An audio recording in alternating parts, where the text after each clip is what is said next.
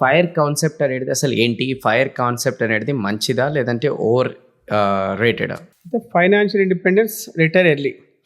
ఇప్పుడు మన ప్రయత్నమే అది యాక్చువల్గా. అంటే తక్కువ రిటైర్ యంగ్, రిటైర్ రిచ్. అదే ఇంకో రకంగా చెప్పాలంటే ఫైర్ అన్నమాట. సో అంటే మనకు ఏదైనా అంటే మనం తక్కువ వయసులో ఫైనాన్షియల్ ఇండిపెండెన్స్ సాధించాలి అనేది ఫైర్ కాన్సెప్ట్. సో ఇక్కడ ఫైర్కి ఒక వాల్యూ ఉంటుంది అనమాట, ఫైర్కి ఒక డిజిట్. అంటే ఒక వ్యక్తికి 10 కోట్లు సంపాదిస్తే అతడు రిటైర్మెంట్ అయిపోవచ్చు. ఆ తర్వాత అతనికి నచ్చిన విధంగా అతను బతకొచ్చు.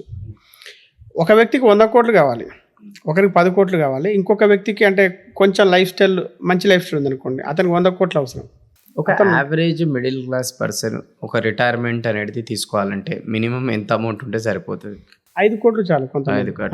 5 కోట్లు ఎందుకంటున్నా అంటే, ఒక ఇల్లు 1 కోటి రూపాయలు అనుకోండి, పెళ్లికి 1 కోటి రూపాయలు, చదువుకు 1 కోటి రూపాయలు, 1 కోటి రూపాయలు బ్యాంకులో వేసుకుంటూ 50,000 నెలకు వస్తాయి.